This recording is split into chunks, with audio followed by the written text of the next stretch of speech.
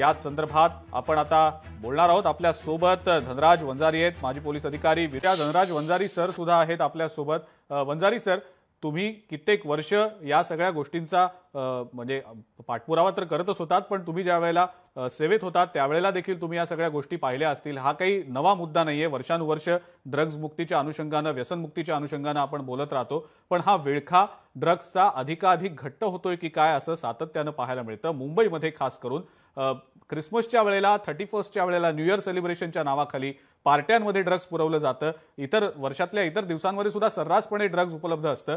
अशा कोणत्या गोष्टी आहेत ज्यामुळे हे ड्रग्ज सर्रासपणे उपलब्ध होत आहे आणि तरुणाई आणि युवा वर्ग वाहवत चाललाय ड्रग्सच्या दिशेने? हा फार महत्वाचा प्रश्न आहे की तरुणाई कशामुळे वाहवत जात आहे।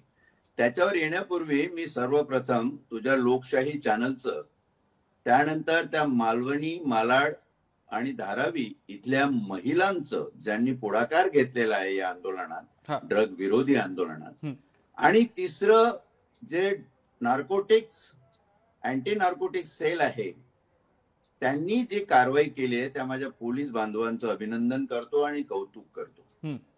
महत्वाचा प्रश्न तू विचारलाय, ड्रगनी नेमकं काय होतं? तर ड्रगनी तरुणांची मानसिकता, म्हणजे माणसाची मानसिकता उद्विग्न होते, तो हिंसक होतो, तो असभ्य होतो, तो अश्लील होतो आणि तो अस्वस्थ होतो। आता असं होणं हे सायकोट्रॉपिक लक्षण असल्यामुळं, मानसिक कारण असल्यामुळं त्याची लत लागते। आणि म्हणून जेव्हा एनडीपीएस कायदा आला तेव्हा एनडीपीएस मध्ये नार्कोटिक ड्रग अँड सायकोट्रॉपिक सबस्टन्सेस हा शब्द आलेला आहे, त्याकडे आपलं अनेकदा दुर्लक्ष होतं। हे इकडे महिला उघडल्या आणि तिकडे आम्ही कारखाने उघडले आणि तिकडे कमिट्या काढल्या आणि त्या कमिट्यावरती जातो आणि गुप्त खबरी घेतो, आणि हे सगळं झूट आहे। तुम्ही एकच लक्षात घ्या, मानसिक विष आहे जे हे 4-5 प्रकारे पेरलं जातं। हिंसकता निर्माण होते, असभ्यता, अश्लीलता, अस्वस्थता, ही जी सगळी जंत्री आहे ती भारतातली जगात आज सर्वाधिक असलेली 58% तरुणाई संपवण्याचं आंतरराष्ट्रीय षडयंत्र आहे। आपण लोकल पोलीस स्टेशनचा एक हवालदार काम करत नाही म्हणून त्याच्यावर ताशेरे ओढत नसणं अतिशय थातुरमातुर प्रकारचं लक्षण होईल। म्हणून या एकंदर परिणामाकडे अतिशय मुमुक्षु पद्धतीने बघणं आवश्यक आहे आणि ही जबाबदारी पोलीस नेतृत्वाची आहे। पोलीस नेतृत्व जेव्हा मी म्हणतो तेव्हा माझ्या डोळ्यासमोर सर्वात उच्चतम पोलीस नेतृत्व हे गृह मंत्रालयाचं येतं। गृह मंत्रालयाने तातडीने यामध्ये असे जे आरोपी आहेत जे ड्रग घेतात त्यांना आरोपी म्हणणंही चुकीचं आहे। त्यांना जसं आपण बाल गुन्हेगाराला ज्युएनाईल म्हणतो तसं याला ड्रगेनाईल काहीतरी नाव दिलं तरी चालेल। कायदा एक केला पाहिजे छोटासा, किंवा आहे त्या कायद्यात थोडा बदल केला पाहिजे, आणि शासकीय ड्रग रुग्णालय काढले पाहिजे। इथे मानसिक उपचार झाले पाहिजे, शारीरिक उपचार यांच्यावर करून उपयोग नाहीये। कितीतरी तरुण आज आहे जे तरुण ड्रगच्या आहारी गेलेले आहेत, आणि हे ड्रगच्या आहारी गेलेले तरुण कसे त्याच्यातून बाहेर निघतील? एनडीपीएस कायदा शिक्षा देतो, शिक्षेने सुधारणार आहे का? ड्रग मुक्ती केंद्रात गेलेले कित्येक लोक तिथून 6 महिन्यांनी, वर्षभराने बाहेर आल्यावर परत ड्रगच्या नादी लागलेले आहेत। मानसिकता कलुषित करणारा आजार म्हणजे ड्रग, मानसिकतेचं त्रस्त नष्ट करणारा व्हायरस म्हणजे ड्रग। या दृष्टीनं याकडे बघितलं पाहिजे। दुसरा महत्वाचा आणि शेवटचा प्रश्न सांगून थांबेल की प्रत्येक जण ओरड करतो की एवढे करोडोचे ड्रग पकडले जातात। माझ्या पोलीस बांधवांचं मी कौतुकच करेन, करोडोचे ड्रग पकडले जातात तरी हे ड्रग बंद का होत नाही, येतात कुठून? त्याचं उत्तर सरळ सोटपणे ताकाला जाऊन भांडण न लपवायचा जर द्यायचं असेल तर सरळ असं द्यायचं, ड्रग आजच्या व्यवहारामध्ये करन्सी म्हणून वापरलं जातं. जसं सोनं, जसं डॉलर, हा. तसं ड्रग सुद्धा करन्सी म्हणून वापरलं जातं. आणि मग मोठा प्रश्न पडतो की कुंद्रा बंदरगाह गुजरातच्या 20,000 करोडचं ड्रग जेव्हा पकडलं जातं, नाशिक सारख्या छोट्याशा शहरामध्ये, म्हणजे जगाच्या मानाने नाशिक छोटं शहर म्हणूया, तिथे 1,000 करोडचं ड्रग फॅक्टरी पकडली जाते. हे कोणाच्या आशीर्वादाने चालते? जर टीव्ही चॅनलवर येऊन बोलायचं असेल तर कशाची भीडभाड आणि लाज न बाळगता बोललं पाहिजे. या ड्रग माफियाला उद्योग आणि राजकारण या दोन्ही गोष्टींचा आधार असल्याशिवाय हे ड्रग येणार नाही.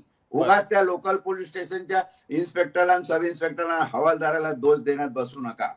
हे जर तुम्ही तिथे लक्षात घ्याल. आणि हे कशासाठी झालेलं आहे? जे तरुणांची मानसिकता संपवून देश 50 वर्ष मागे नेण्याचं जे आंतरराष्ट्रीय कारस्थान आहे, षडयंत्र आहे, त्याचं हे फलित आहे. आणि सामूहिकरित्या मला कुठल्या मुख्यमंत्र्याला, कुठल्या गृहमंत्र्याला किंवा कुठल्या पंतप्रधानाला दोष देण्यात अर्थ नाही. कारण हे आंतरराष्ट्रीय डिसीज, एक आंतरराष्ट्रीय रोग झालेला आहे.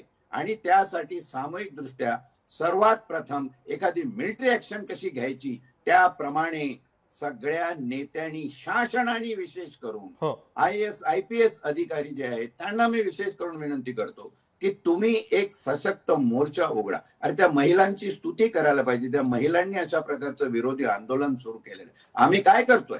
उद्या आमची मुलं बाळ, आमची नातवंड. नाही वंजारी सर, तुम्ही जो मुद्दा मांडताय तो तर बरोबरच आहे, पण आणखी यामध्ये असा एक मुद्दा, असा एक प्रश्न विचारावा वाटतोय की हे खूप मोठं नेक्सस आहे. जसं तुम्ही सांगितलं की आंतरराष्ट्रीय षडयंत्र सुद्धा असू शकतं यामागे, कदाचित असेल सुद्धा. पण मग हे नेक्सस तोडणार कसं? कारण आता तर कफ सिरपच्या माध्यमातून सुद्धा नशा केली जाते. मी परवा तर काही बातम्या देखील समोर आलेल्या होत्या की काही झेंडू बाम वगैरे घेऊन सुद्धा नशा केली जाते. म्हणजे कुठल्या तरी वेगळ्या पद्धतीनं सुद्धा उपाय शोधले जातात नशा करण्याच्या अनुषंगानं. आणि मग हे समूळ उच्चाटन कसं होणार? म्हणजे आपण वेगवेगळ्या गोष्टींविषयी बोलतो, पण आता त्याचे वेगवेगळे पर्याय सुद्धा शोधले जात आहेत. म्हणजे एकीकडे कारवाई होतीये आणि ती कारवाई कदाचित तितकी पुरेशी पण नाहीये, आपण म्हणूया अजून जास्त कारवाईची गरज आहे. पण वेगवेगळे जे उपाय शोधले जात आहेत त्याचं काय करणार? नाही, वेगवेगळे उपाय हे अविरत शोधले जाणारच. हे तर तुम्ही याचं सांगितलं कफ सिरपचं. कफ सिरप मध्ये कोडीन असतं. प्रत्येक कफ सिरपच्या नावामध्ये कोड हा शब्द आहे. तुम्ही केमिस्ट्रीचा प्राध्यापक होतो पोलीस खात्यात येण्याआधी, म्हणून तुम्हाला सांगतो, कोडीन हे चरस आहे, एक प्रकारचा गांजा आहे तो. आणि तो या कफ सिरप मध्ये वापरला जातो. कफ सिरप घेतल्यानंतर पेशंटला आराम पडला किंवा पेशंट झोपला, ऍक्च्युअली तो नशेने झोपत असतो. लहानपणी गावामध्ये, खेड्यांमध्ये मुलगा झोपावा म्हणून त्याला थोडीशी गोळी अशी द्यायची अफूची. ती अफूची गोळी काही नसून ते कोडीन आहे, म्हणून ते कफ सिरप वापरलं जातं. इथे प्रश्न महत्वाचा असा आहे, लोक तिसरंही माध्यम वापरतात. तुम्हाला कल्पना नाही, ते जे गाडीचे, बंद गाडीचे सायलेन्सर असतात, तिकडे काही गर्दुले सायलेन्सरला तोंड लावून बसलेले असतात. त्या सायलेन्सर मधून जशी गाडी स्टार्ट होते तसा कार्बन मोनॉक्साईड नावाचा गॅस येतो, त्याच्याने पण नशा येते.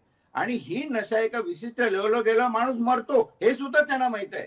पण त्या नशेशिवाय ही जगू शकत नाही, कारण हा एक मानसिक आजार जडलेला असतो. दारूचं व्यसनाच्या समोर काहीच नाही. आणि आजकाल झालं काय, नवीन वर्षाच्या पार्ट्या, तो क्रिसमसचा उल्लेख केलास, या सगळ्यांमध्ये कसं झालंय की ड्रग हे एका दृष्टीनं दारूच्याही वरचं स्टेटस सिम्बॉल मानलं गेलेलं आहे. अरे क्या विस्की पिता है, विस्की कुछ नहीं, मैं तो ड्रग मारतो, हे करतो. हे जेव्हा तरुणांमध्ये बोलल्या जातं, अनेक क्लब आणि बाकीच्या गोष्टी जे जॉईंट्स आहेत तिथं हे चालतं, तिथे हे चालतं कारण हे उपलब्ध आहे म्हणून. प्रश्न असा आहे, उपलब्ध होतं कुठून? उपलब्ध का होतं? कारण आम्ही आमच्या घराची काळजी, आमच्या देशाची, आमच्या राज्याची काळजी घ्यायला पाहिजे, घेत नाही, ती आम्ही घेतली पाहिजे. अगदी खरंय सर. वंजारी सर, तुम्ही अगदी व्हॅलिड मुद्दे मांडताय. म्हणजे समूळ उच्चाटन जर करायचं असेल तर नेमकं काय करण्याची गरज आहे याबद्दलचा उहापोहा आपण करूच. या जाता जाता वंजारी सर, एक शेवटचा प्रश्न तुम्हाला विचारायचा आहे. नेक्ससचा मगाशी उल्लेख केला आपण, रॅकेटचा उल्लेख केला. काही अशा मेडिकल कंपन्या सुद्धा आहेत, फार्मास्युटिकल कंपन्या सुद्धा असतील कदाचित, की ज्यांचा सुद्धा प्रत्यक्षपणे किंवा अप्रत्यक्षपणे यामध्ये सहभाग असू शकतो अशी सातत्यानं चर्चा होत असते. खास करून पेन किलर्सच्या बाबतीत सुद्धा त्याचा पण कुठेतरी नशेच्या अनुषंगानं वापर करून घेतला जातो की काय असं सुद्धा समोर आलेलं होतं. काही उदाहरणं या संदर्भातली देखील समोर येताना दिसलेली होती. मात्र यात नेमकं कितपत तथ्य वाटतं आणि मग अशा मोठमोठ्या कंपन्यांवर मग कशा पद्धतीनं कारवाई करता येऊ शकते? थोडक्यात सर आपल्याकडनं उत्तर अपेक्षित आहे.